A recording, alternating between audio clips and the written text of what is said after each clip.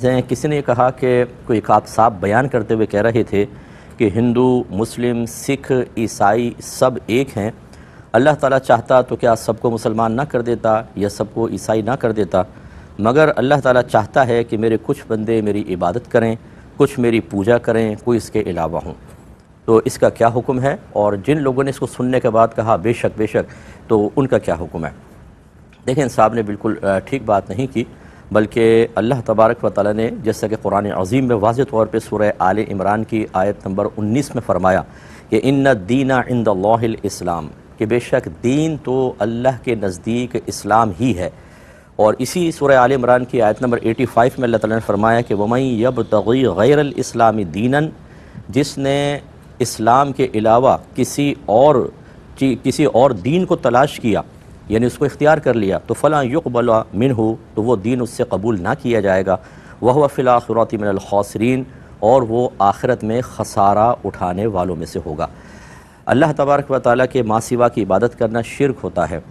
اگر کوئی اللہ کے لیے بیوی ثابت کرے، بیٹا ثابت کرے، یہ بھی شرک ہوتا ہے۔ آپ کوئی کہے کہ اللہ تعالیٰ اس شرک سے راضی ہے، حالانکہ جا بجا اللہ تعالیٰ نے قرآن عظیم میں شرک کی مذمت فرمائی، اور یہاں تک فرمایا کہ اگر کوئی اسی حالت میں مر گیا، یعنی حالت شرک میں، وہ ہمیشہ ہمیشہ جہنم میں جائے گا۔ تو کیسے اللہ تعالیٰ اس سے راضی ہو سکتا تھا؟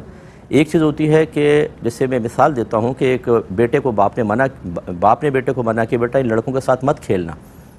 کچھ عرصے بعد باپ آیا تو بیٹا انہی کے ساتھ کھیل رہا تھا، تو باپ نے یہ سوچ کر کہ ابھی میں اس کو ماروں گا، پیٹوں گا، ڈانٹوں گا، یہ ڈسہارٹ ہوگا، گلٹ فیل کرے گا، وہ دیکھ کر چلا گیا کہ گھر آئے گا تو پھر میں کروں گا۔ اب بتائیں، اس نے یہ بیٹے سے راضی ہو کر چھوڑ کر گیا ہے، یا اس نے اس لیے چشم پوشی کی ہے کہ ابھی ایک مصلحت ہے؟ تو آپ یہ کہیں گے کہ مصلحت کی وجہ سے باپ راضی ہو کر دیکھ کر اس کو اجازت دے کر نہیں گیا ہے۔ ایسے اللہ تبارک و تعالیٰ نے مختلف لوگوں کو پیدا فرمایا، ہدایت اور گمراہی کے اسباب مہیا فرما دیے، بعض نے اسباب گمراہی اختیار کر لی۔ اب اگر اللہ تعالیٰ فوری گرفت نہیں فرماتا تو اس کا مطلب یہ نہیں ہے کہ اللہ تعالیٰ اس سے راضی ہے، بلکہ اللہ تعالیٰ ان کو مہلت دے رہا ہے۔ اگر قرآن پڑھا ہوتا تو سب باتیں قرآن میں موجود ہے کہ اللہ تعالیٰ مہلت دیتا رہتا ہے اور پھر آخرت میں پکڑ لے گا۔ یہ دنیا میں بھی عذاب نازل کر دیا بہت سی قوموں پر، ورنہ آخرت میں پکڑے گا۔ لہذا جو اس قسم کے عقائد رکھے گا وہ دائرہ اسلام سے یقیناً خارج ہے، اور جس نے اس کی تائید کرتے ہوئے، یس کہتے ہوئے بے شک کہا، وہ سب بھی دائرہ اسلام سے خارج ہو گئے۔ انہیں تجدید ایمان اور تجدید نکاح کرنا ہوگا۔ اور میں گزارش کرتا ہوں کہ دیکھیں، قرآن کے قریب آئیے، حدیث کے قریب آئیے۔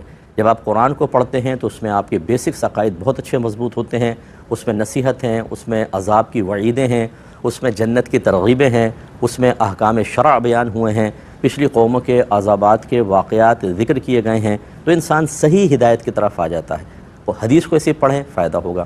ہماری یوٹیوب پہ تفسیر قرآن تدبر قرآن موجود ہے، جو یہیں پہ میں نے ریکارڈ کروائی تھی، ایپیسوڈ 1 سے دیکھنا شروع کریں، بہت فائدہ ہوگا، اور اس قسم کے کسی بھی گمراہی میں انسان مبتلا نہیں ہوگا۔ ایسے ہمارا درس بخاری پروگرام آتا ہے، وہ بھی یوٹیوب پہ ڈلا ہوا ہے، درس بخاری کی پہلا پروگرام سے دیکھنا شروع کریں، انشاءاللہ بہت ہی امید ہے کہ بہتری ہوگی۔